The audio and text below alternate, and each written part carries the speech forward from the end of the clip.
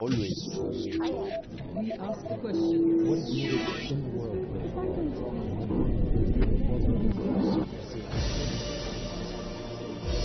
I'm Andrew Simmons at Hamad International Airport in Doha. The Gulf crisis and the actions of Saudi Arabia, the United Arab Emirates, Bahrain and their allies is being absorbed by the government here, the people and business, with some resilience. But there's no escaping the fact that damage is being done.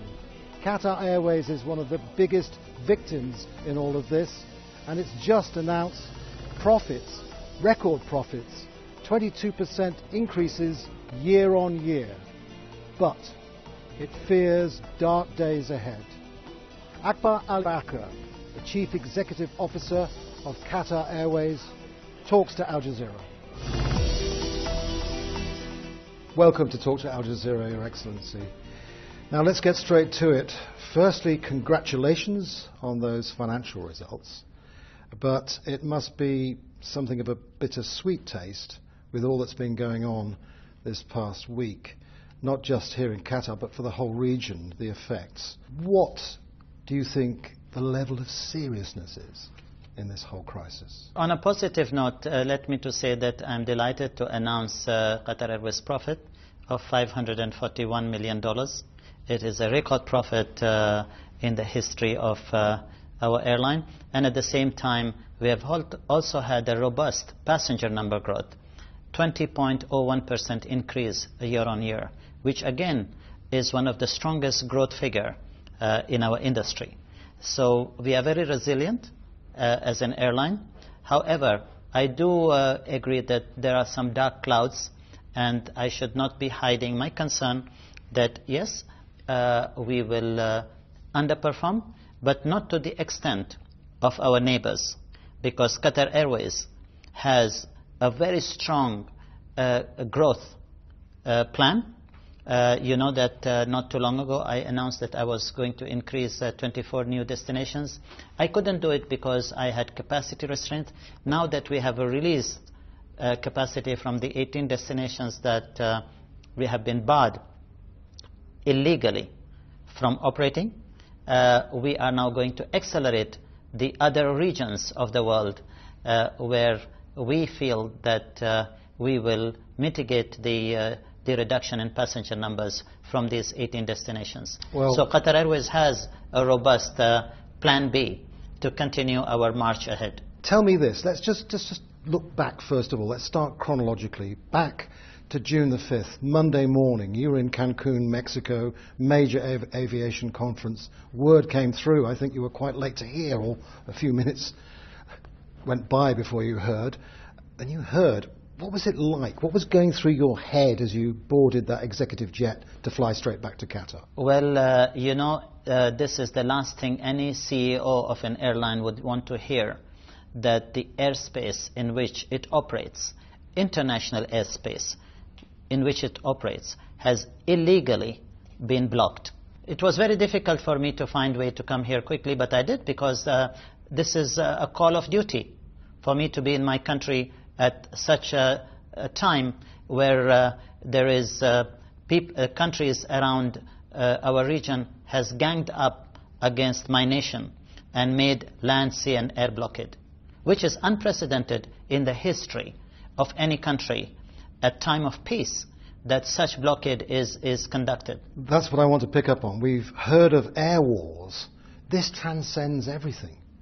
Do you feel that in effect you're under attack? In fact, Qatar is under attack, being held to ransom, almost like being in a real war with an attempted siege going on. You know, Qatar is very resilient, and Qatar also has friends, and we have managed to make sure that life will continue as normal.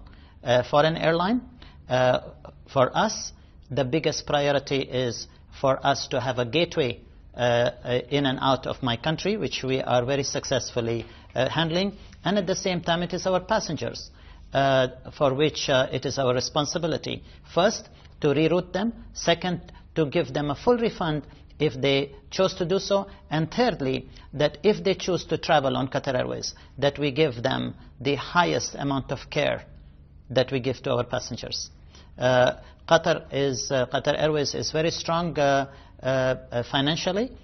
We will persevere, and at the same time we will make sure that every single passenger is guaranteed that if it chose, after booking on Qatar Airways, not to travel on Qatar Airways, we will give them their refund. So they don't have any at all risk of losing the money that they have invested in Qatar Airways.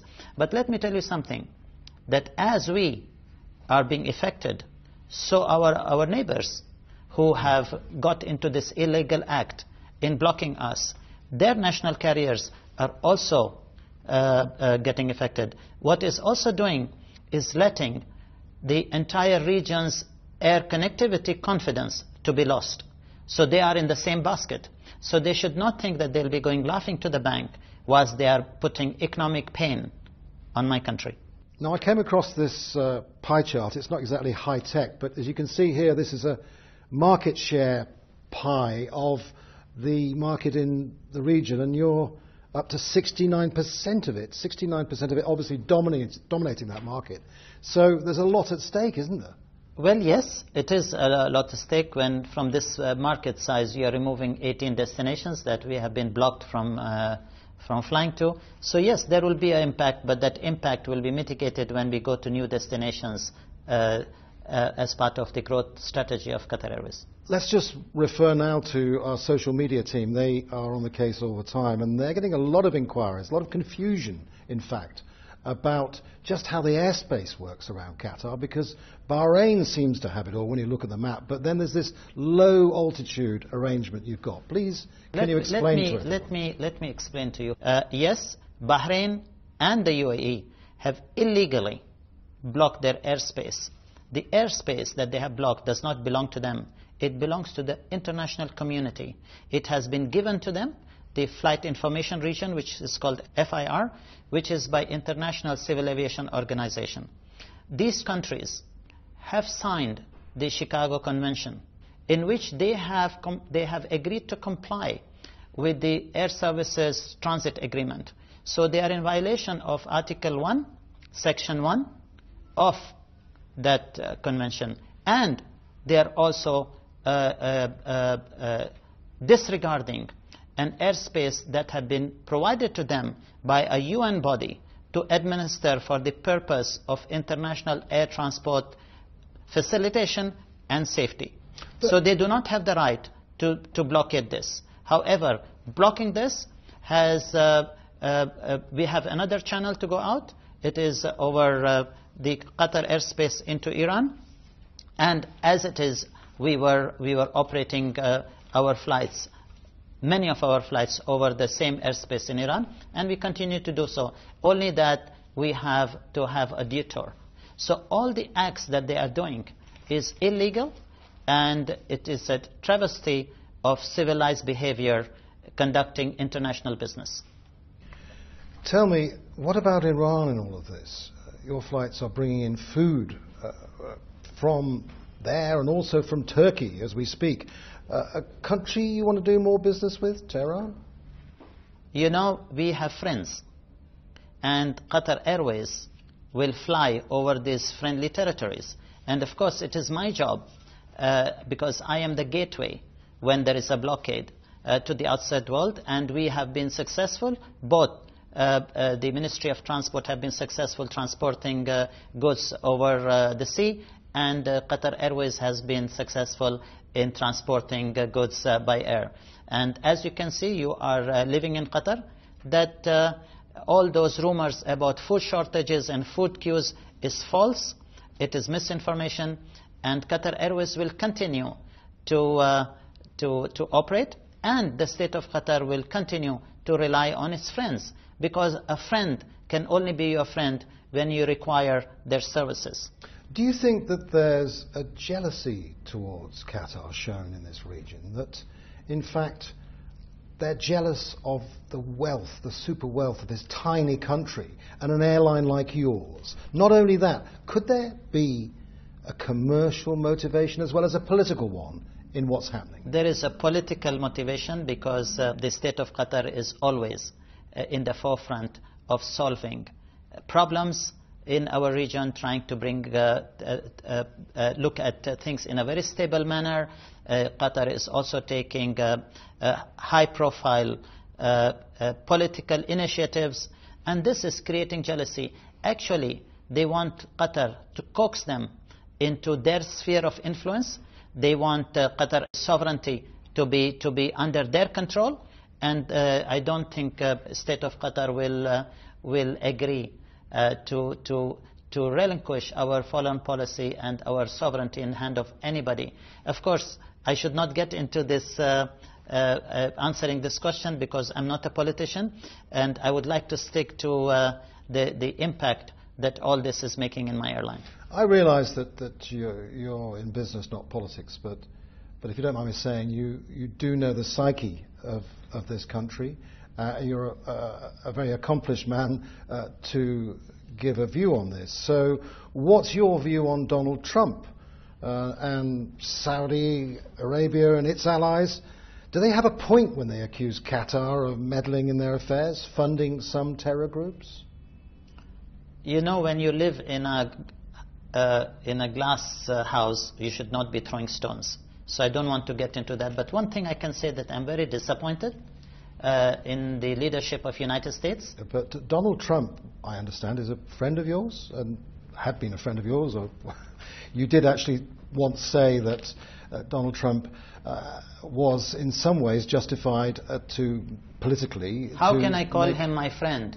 Well, it'd be pretty hard now. How can I call him my friend when he is standing on the other side against my country unfairly? But you, I understand, did consider yourself to be an associate of his. I did. When did that relationship end? When it was only relating to American politics. But I cannot remain anybody's friend if somebody is standing on the other side of the fence against my nation. So the feeling must be pretty raw right now. It's extremely raw, yes. Because you did actually once say, well, look, give him a chance. He was on the campaign trail. You said, give him a chance with this call for Muslims. You thought he was trying to just attract the extreme right on that. Yes, I did. You sort of gave him the chance. But when did that relationship come to an end? Well, during this crisis? Exactly. When you stand up against my country, what do you expect? My loyalty is to my country, not to any other individual. Where do you think it leads? Because the US has been putting out individuals have climbed on a tree which is very tall, and now to get down from this tree they will be injured. My country will persevere. This is not a situation that's going to be over quickly, is it? We have taken a moral high ground. We have not acted in the way others have acted. Emiratis, Saudis, Egyptians can live here peacefully. Emirates, Etihad, Saudi Arabian Airlines, Egypt Air, they can operate their offices openly. They can bring in and transfer money out normally. So we are taking the moral high ground because the country has very wise leadership. Setting all the corporate and the political backdrop to this interview aside, please tell me, what's in your heart right now when you see families that are separated by what's going on? I am very bitter about it. Not because only what they did, but also the way they did it. To seal Qatar Airways offices with large stickers as if we are, a money laundering business or we are a drug agency, kicking people out of our offices, detaining our manager, not allowing us to give refunds to our passengers, not allowing even our staff to take personal effects. And on the other hand, we are going to stand by our staff in those countries. They will continue to receive their remuneration. We will always help them in any way. So you can see how the other sides are operating and how we, with the wise political leadership in this country, we have instructions of how we have to behave. When our citizens were kicked out from those countries, we provided them free passage even when they were holding Emirates and other airlines tickets. We have to honor human beings at the time of need, and a need that has been created by them, not by us. Do you get the feeling, though, that this is not going to be over quickly? Even there could be some sticking plaster put on it. There could be some sort of maybe semi-agreement, but there's a deep hatred out there. When you split families, when you split loved ones, when you have to remove your children from schools, when you have to block your funds that you need to repatriate for your family that are on the other side are of needs. Do you think these people will forget? This is a wound that has been created for a generation. This will never be forgotten.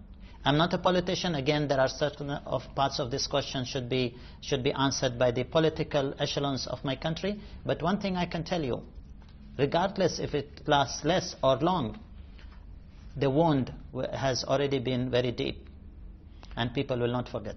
Does it concern you, though, that we're looking now at this thing building and building in the media, these allegations building, the suggestions that Qatar is a sponsor? Yeah, but the media is always biased. Consumers, but your consumers take that information. Media is biased. As a businessman, it is my duty now to make sure that we get the correct messages. And when you also block the websites of the airline, so the airline cannot even give a normal message to a passenger. You can't connect, can you? No. You cannot connect. So we have other channels which we are pursuing to give the message to our customers, to our passengers, and to our staff that we are here to stay, and we will support them. What measures are you taking there then? I don't want to tell you what measures we are taking, but we are taking very aggressive measures.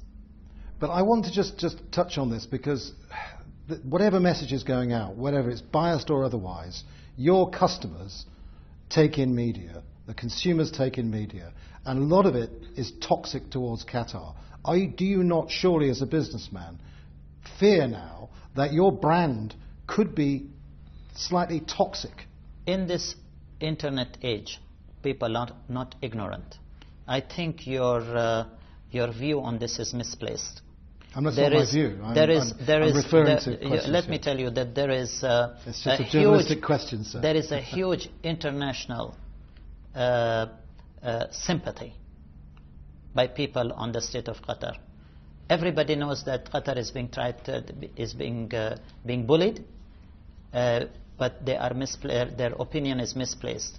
Qatar will never get bullied by anybody, and I'm glad that more and more people are now coming on the side of Qatar because of this illegal act imposed on my country.